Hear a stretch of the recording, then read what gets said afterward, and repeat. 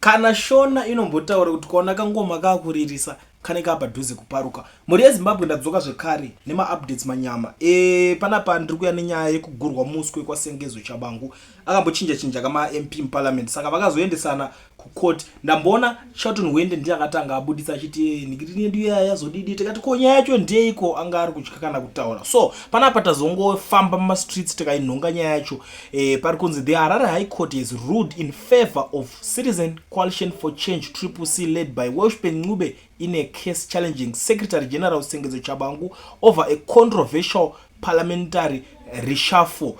Zvakaitwa naTshabangu zviya zvakanzi aiwa it's unlawful ndo zvakaitika. Saka kuda kuti this time tomboti Tshabangu pabhora rese rakatambwa timu yake anga ari kungogohesa, anga aku 7-0. Saka iko zvinezvi tiri kuti iya 7-1 ambodzorerwawo 1 ambogurwawo muswe mbichana. Ndo the current situation iri kuitika iko zvinezvi. Ma-MP vari kufara chaizvo. Ndaona ma-MP akawanda vachitaura kuti aiwa vatowo team Welshpan Ncube because this time around vaitawo zvinhu zvakaita se zvikanobuda ikoko. But inini zvangu mazivira andoita politics, it's a dirty game.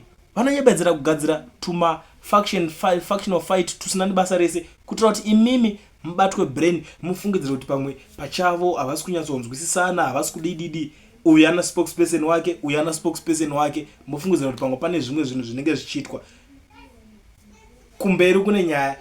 Tichazodzoka tichionesana. Nhasi regai ndimbogumira panapa. Da kusiya muchiterera audio of the day zvinenge zvichitaurwa nemaZimbabweans. If you have something to say, number dziri kubuda pascreen ndidzo basa radzo. Tikasara tichitenderera kuinda uko tikaenda uko tikadzura navhudzi tikadai. Chinhu chinofaniwa kuzikanwa nemwana wese weZimbabwe ichokuti Zimbabwe you ruled with one state party. To have an opposition party in Zimbabwe, they are afraid to head international community and urban area and the local community about Zimbabwe is ruled with one state party. But we can go to the reality. Zimbabwe is ruled with one state party. Like Gaddafi, what was happening in Libya.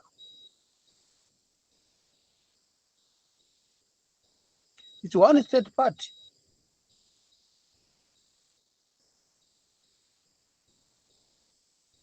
Now people, they are smelling dirty in ZANU-PF.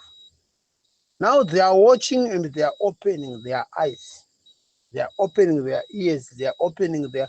They want to put the voice to the world. They are smelling shit in ZANU-PF. Because some of them, they are not getting something what are they not supposed to get. They are not getting that. They are thinking about they are getting this, but they are not getting that something. What are they supposed to get? What are they agreeing? Chinhu chakatanga kufa muZimbabwe is ZANU-PF. Chakatanga kufa, chakashaiwa mutemo.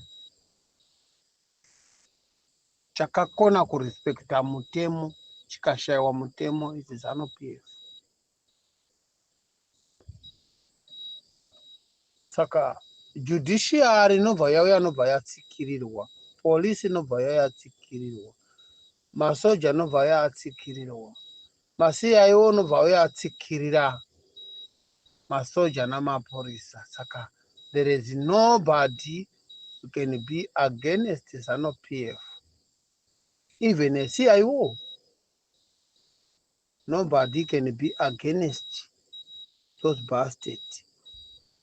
That's why they don't like a young generation to associating, to share the idea together in ZANU-PF.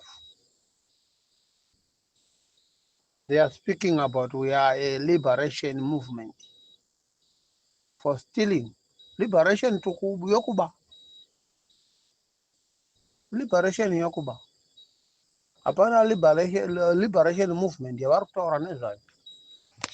Liberation yokuba chete. Kanzwa munhu anotaura ZANU-PF is good for this, ZANU-PF is good for this. Itimu rana George Charamba riri kuona zvima NGO nezvimasutu zvomumabhero izvi vachipfeka nezvimasutu zviya zvana wasa zvine dhizaini yechisutu chalezi mwana wasa chiya ichi vachipfeka vachiita zvavanoita ndo zvinoreva kuti vanenge vachiti vari kutonga.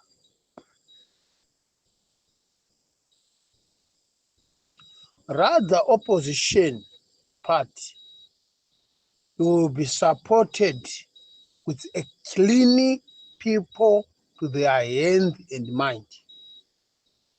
Rather opposition can be supported with the dumb people, the stupid people, but they know what are they doing. Than it will be supported with clever people, they are criminal.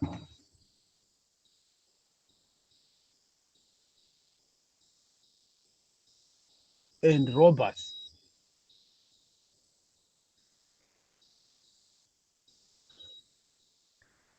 ZANU-PF mukaitarira from 1 January to 31 December, every single day, every single minute, vanotova nezvinhu zvavanouya kuzokutaurirai.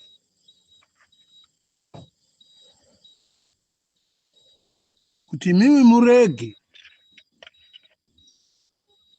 kana kuti mushayiwe simba. Gabriel shaibva zvanotaura ziya vanobhadharwa mari. Hana kana randi raanowana nomudhara. Vana vamunangagwa chaivo unotovaona vakamira nababa vavo. Vakomana vave. Zvepolitics izvi. Kana zvokuti baba vangu vazodai 2030. Atombotauri nonsense izvodzo nonsensic.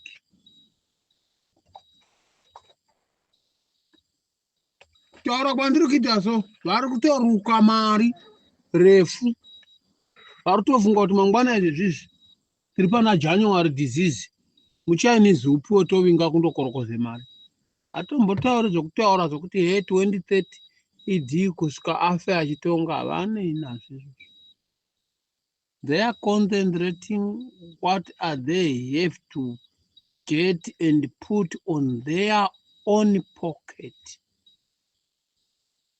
from the resources of Zimbabwe, not to deliver to the citizens of Zimbabwe.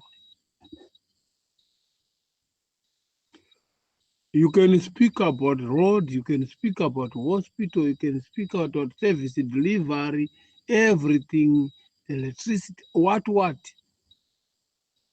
People, they don't mind. They don't mind even one thing. They don't mind even any single service from to the toes until to the air. They don't care. They don't care. What are they care? To getting money through